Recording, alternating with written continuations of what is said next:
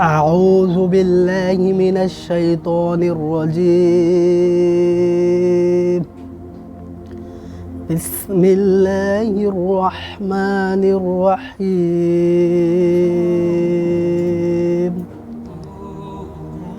ياسين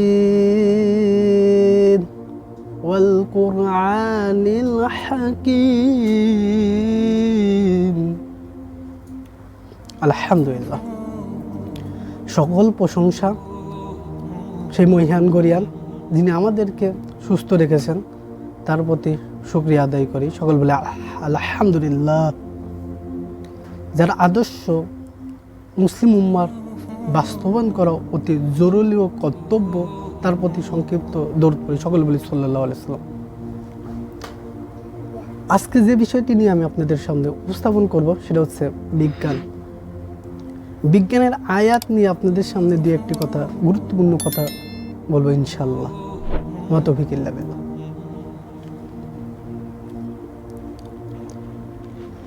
ইসলাম জ্ঞান ও বিজ্ঞান মানব কল্যাণের ধর্ম। বিজ্ঞান মূলত স্রষ্টার সৃষ্টি উন্মোচন করা এবং সংস্কার মূলত জ্ঞানই হচ্ছে বিজ্ঞান।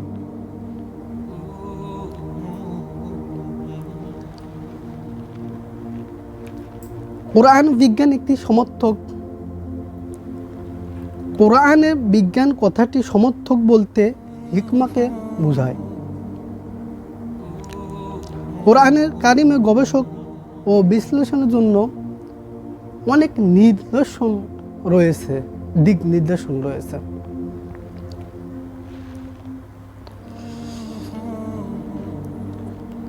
ইসলামের জ্ঞান বিজ্ঞান চর্চার প্রতি সর্বাধিক গুরুত্ব আরোপ করা হয়েছে।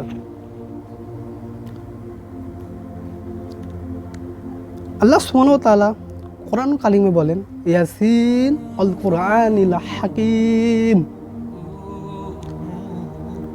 বিজ্ঞানময় কোরআনের শপথ। এখানে বিজ্ঞান আমাদেরকে শিখতে হবে এই কারণে যে কোরআন হাদিস শিখতে হবে, খুব গুরুত্ব দিতে হবে কোরআন হাদিস, এবং 4 সাবজেক্ট নিয়ে আসতে হবে বিজ্ঞানকে। এই কারণেই বিজ্ঞানকে মুসলিম উম্মাহ শিখতে হবে, যে কারণে সেটা হচ্ছে মুসলিম উম্মাহ বিজ্ঞান শিখে এবং বিজ্ঞান শেখার ফলে এবং বিজ্ঞান শিখে মুসলিম উম্মাহ এমন যন্ত্র আবিষ্কার করতে হবে, এমন ক্ষেপণাস্ত্র আবিষ্কার করতে হবে, এমন বোমা আবিষ্কার করতে হবে, এমন যন্ত্র যা চিকিৎসার ক্ষেত্রে ব্যবহার করা হয়, এইসব যন্ত্র আবিষ্কার উদ্ভাবন করতে হবে বিজ্ঞান শিখে। এবং দুনিয়াবি বুঝতে হলে বিজ্ঞান শিখতে হবে।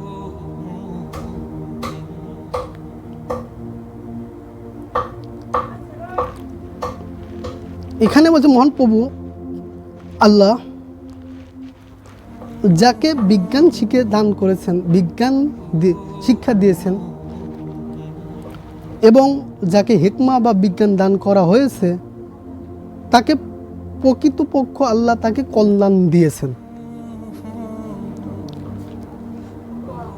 তারাই উপদেশ গ্রহণ করে যারা জ্ঞানবান, যারা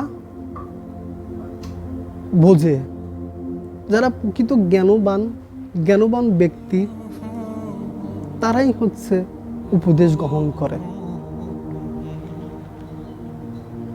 ইন্না ফি খালকিস সামাওয়াতি ওয়াল আরদি, নিশ্চয় আকাশ জমিনের সৃষ্টি রহস্য, ওয়াখতিলাফিল লাইলি ওয়ান নাহারি, দিবসে ও রজনী আবর্তনে,